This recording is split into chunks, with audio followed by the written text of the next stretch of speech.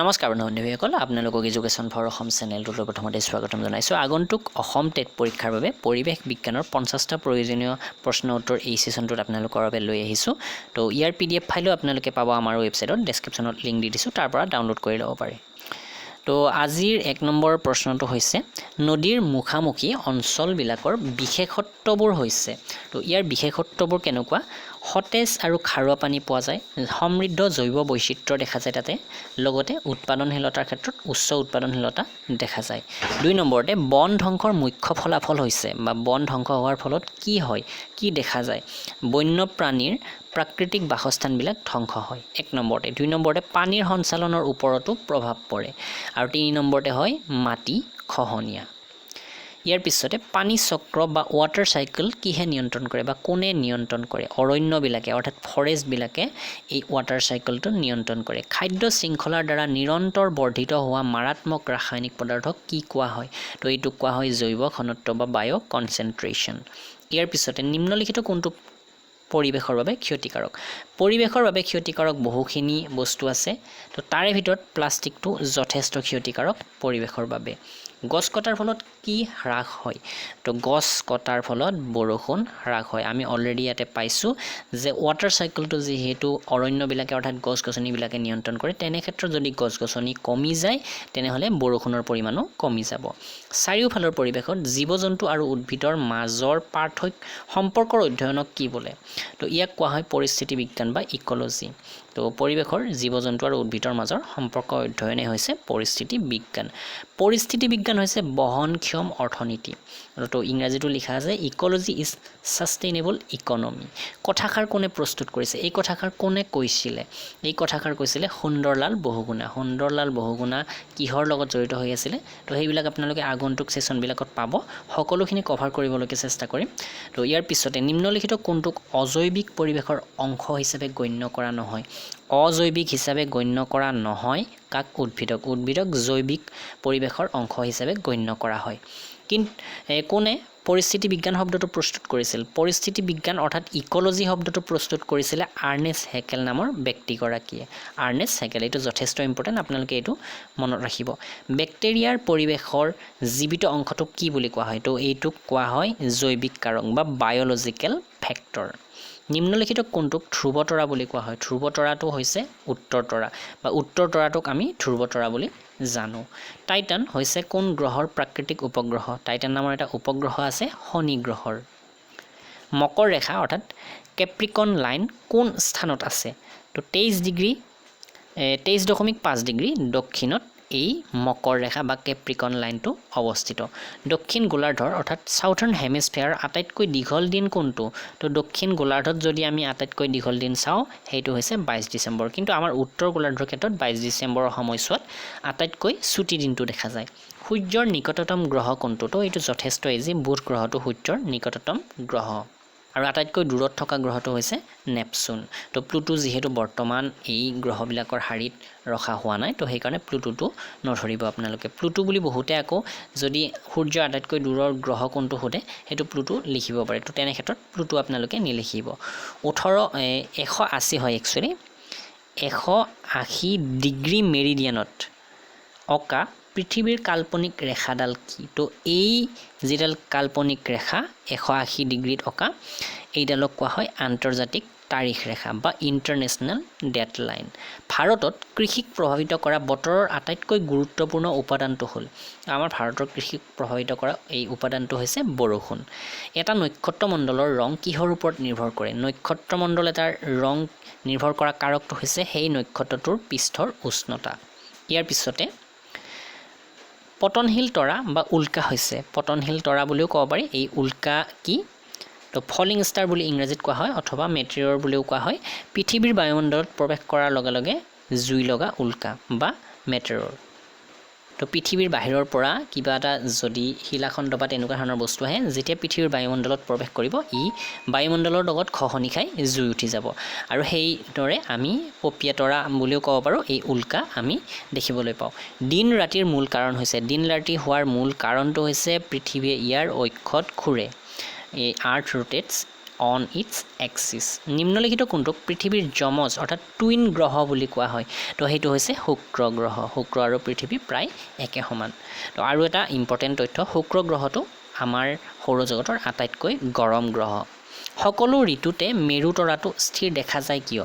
তো মেৰু তৰাটো যিটো আমি ধ্ৰুৱ তৰা বুলি অলপ আগতে পাইছোঁ, সেই তৰাটো যিকোনো ঋতুতে আমি স্থিৰ দেখা পাওঁ, একে ঠাইতে দেখা পাওঁ। ইয়াৰ কাৰণটো কি? এই মেৰু তৰাটো পৃথিৱীৰ উত্তৰ মেৰুৰ অক্ষত অৱস্থিত। চন্দ্ৰগ্ৰহণ কেতিয়া হয়? চন্দ্ৰগ্ৰহণ কেতিয়া হয় বুলি ক'লে যেতিয়া সূৰ্য আৰু চন্দ্ৰৰ মাজত পৃথিৱীখন থাকিব। ধৰি লওক এইফালে সূৰ্য আছে আৰু এইখিনিত চন্দ্ৰ আছে আৰু আমাৰ পৃথিৱীখন মাজতে আছে, তেনেহ'লে আমি চন্দ্ৰগ্ৰহণ দেখিবলৈকে পাম বা চন্দ্ৰগ্ৰহণ সংঘটিত হয়। নিম্নলিখিত কোনটো তৰাৰ বৈশিষ্ট্য বুলি ক'ব পাৰি? তৰাৰ বৈশিষ্ট্য বা নক্ষত্ৰৰ বৈশিষ্ট্য এটা হৈছে ইয়াৰ উষ্ণতা। ইয়াৰ পিছতে কোনটো গ্ৰহ এটা ৰিং প্ৰণালীত আবদ্ধ যিবোৰ মহাকাশত হাজাৰ হাজাৰ কিলোমিটাৰলৈকে বিস্তৃত? ৰিং প্ৰণালীত আবদ্ধ হৈ আছে এটা গ্ৰহ আৰু সেই গ্ৰহটো হৈছে শনি গ্ৰহ, আৰু এই ৰিং প্ৰণালীটো হাজাৰ হাজাৰ কিলোমিটাৰলৈকে বিস্তৃত হৈ আছে গ্ৰহটোৰ চাৰিওফালে। বিশ্ব ব্ৰহ্মাণ্ডৰ অধ্যয়নক কি বুলি কোৱা হয়? তো এইটোক কোৱা হয় কসমলজি, COSMOLOGY, কসমলজি। বৃহৎ পৰিমাণৰ তৰা, ধূলি আৰু গেছ আদি উপাদানবোৰৰ মাজত মধ্যাকৰ্ষণৰ দ্বাৰা একেলগে একত্ৰিত হৈ কি সৃষ্টি কৰিছে? কি সৃষ্টি কৰিছে? আকাশীগংগা বা মিল্কী ৱে, আমাৰ যিখন হাতীপতি তাৰকাৰাজ্য বা মিল্কী ৱে। তো একচুৱেলি আমি তাৰকাৰাজ্য বুলিও ক'ব পাৰোঁ, কিন্তু বিশেষকৈ ইয়াতে আকাশীগংগা অপশ্যনটো যদি আপোনালোকে দেখে বা মিল্কী ৱে অপশ্যনটো দেখে, তেনেহ'লে মিল্কী ৱেটো টিক কৰিব।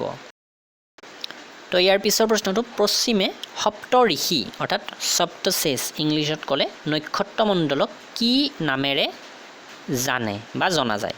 তো এই নক্ষত্ৰমণ্ডলক বিং ডিম্পাৰ বুলিও জনা যায়। আমাৰ সৌৰজগতৰ নিকটতম তৰা কোনটো? নিকটতম তৰা বুলি কোৱা হৈছে, কিন্তু মনত ৰাখিব কেতিয়াবা সোধে আমাৰ সূৰ্যৰ নিকটতম গ্ৰহ বা সূৰ্যৰ নিকটতম তৰা বা সৌৰজগতৰ নিকটতম তৰা কোনটো? তো প্ৰশ্নটোৰ প্ৰকাৰ ভিন্ন হ'ব পাৰে আৰু সেইমতে উত্তৰ বেলেগ হ'ব। আমাৰ সৌৰজগতৰ আটাইতকৈ নিকটতম তৰাটো হৈছে প্ৰক্সিমা চেণ্টাউৰি। সূৰ্যৰ আটাইতকৈ বাহিৰৰ স্তৰটোক কি বুলি কোৱা হয়? কৰ'না বুলি কোৱা হয় এই সূৰ্যৰ আটাইতকৈ বাহিৰৰ স্তৰটোক। আমাৰ পৃথিৱীৰ নিকটতম তৰা কোনটো? আমাৰ পৃথিৱী বুলি কওঁতে আকৌ আপোনালোকে এই প্ৰক্সিমা চেণ্টাউৰিটো অপশ্যনত দেখিবলৈকে পাব, কিন্তু সেইটো নহয়। আমাৰ পৃথিৱীৰ পৰা আটাইতকৈ নিকটতম থকা তৰা বা নক্ষত্ৰটো আমাৰ সূৰ্য। ইয়াৰ পিছতে সৌৰজগতৰ বাহিৰত চাইৰাছ নামৰ উজ্জ্বল তৰাটোক কি বোলা হৈছে?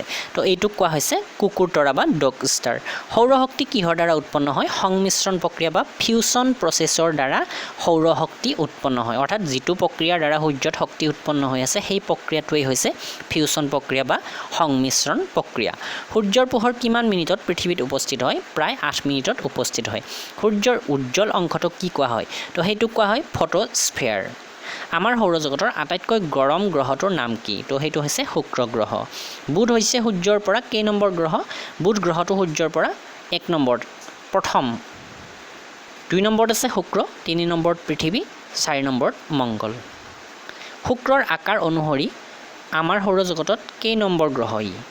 শুক্ৰ গ্ৰহটোৰ আকাৰ অনুসৰি যদি চাওঁ আমি, ই সৌৰজগতৰ 6 নম্বৰ গ্ৰহত পৰে। তো 1 নম্বৰ গ্ৰহ কি পৰে আকাৰ অনুসৰি? বৃহস্পতি। ইয়াৰ পিছতে নিম্নলিখিত কোনটো গ্ৰহ আটাইতকৈ গৰম? তো এইটো অলৰেডি আমি পাইছোঁ, সেইটো হৈছে শুক্ৰ গ্ৰহ।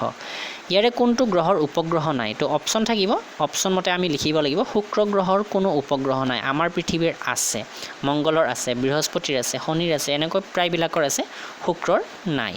ইয়াৰ পিছতে পৃথিৱীৰ পৰিধি কিমান? পৃথিৱীৰ পৰিধি হৈছে 40,000 কিলোমিটাৰ। পৃথিৱী হৈছে সূৰ্যৰ পৰা কেই নম্বৰ গ্ৰহ? 3 নম্বৰ গ্ৰহ। পৃথিৱীক অন্য কি নামেৰে জনা যায়? নীলা গ্ৰহ বা ব্লু প্লেনেট হিচাপে জনা যায় আমাৰ পৃথিৱীখনক।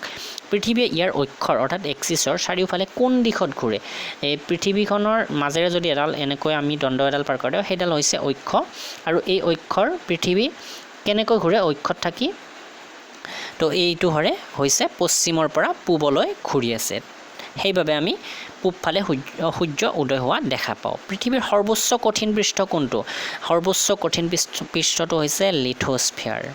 সূৰ্যগ্ৰহণ কেতিয়া হয়? তো আমি ইয়াৰ আগতে চন্দ্ৰগ্ৰহণ পালোঁ, এতিয়া এই সূৰ্যগ্ৰহণ কেতিয়া হয় বুলি ক'লে যেতিয়া সূৰ্য আৰু পৃথিৱীৰ মাজত থাকে। সূৰ্যটো এইখিনিত আছে, পৃথিৱীটো এইখিনিত আছে, পৃথিৱী এইখিনিত আছে, মাজত যদি চন্দ্ৰটো থাকে তেনেহ'লে এই সূৰ্যগ্ৰহণ সংঘটিত হয় সূৰ্য আৰু পৃথিৱীৰ মাজৰ গড় দূৰত্ব আনুমানিক কিমান আনুমানিক 14,96,00,000 কিলোমিটাৰ তো ইয়াৰ পিছৰ প্ৰশ্নটো পৃথিৱীৰ ভূতকৰ আধা অংশ কোনখন বা কোনটো খনিজ পদাৰ্থেৰে গঠিত ভূতকৰ অৰ্থাৎ কোৰৰ আধা অংশ কোনটো খনিজ পদাৰ্থেৰে গঠিত ফেলস্পাৰ নামৰ খনিজ পদাৰ্থটোৰে গঠিত নিম্নলিখিত কোনটো বামন গ্ৰহ তো প্লুটো গ্ৰহটো বামন গ্ৰহ আকাৰৰ ক্ষেত্ৰত মংগল গ্ৰহ আমাৰ সৌৰজগতত কিমান স্থানত আছে সপ্তম স্থানত আছে এই মংগল গ্ৰহ তো এই 50টা প্ৰশ্ন উত্তৰ আজিৰ সেশনটোত আপোনালোকৰ বাবে আগবঢ়ালোঁ তো আপোনালোকে যদি EVS বা চাইল্ড ডেভেলপমেণ্ট এণ্ড পেডাগজি এইবিলাক অসমীয়া মাধ্যমত বিচাৰে আৰু অসম টেটৰ বাবে সম্পূৰ্ণ গাইডবুক PDF অসমীয়া মাধ্যমত বিচাৰে তেনেহ'লে আমাৰ ৱেবছাইট assamgkpdf.com ভিজিট কৰিব অসম টেটৰ বাবে 7000 অসমীয়া প্ৰশ্ন উত্তৰ য'ত সকলো টপিকৰ পৰা প্ৰশ্ন উত্তৰ সংগ্ৰহ কৰা হৈছে মাত্ৰ 150 টকাতে লাভ কৰিব অন্যান্য যিবোৰ সেপাৰেট টপিক সেইবিলাকো আছে আসামিজ ল্যাঙ্গুৱেজ লিটাৰেচাৰ বা child development pedagogy environment science সকলো আছে আৰু ইংৰাজী মাধ্যমতো টেটৰ কিতাপখন আপোনালোকে পাব মাত্ৰ 125 টকাতে তো ভিডিঅ'টো লাইক কৰিব শ্বেয়াৰ কৰিব ধন্যবাদ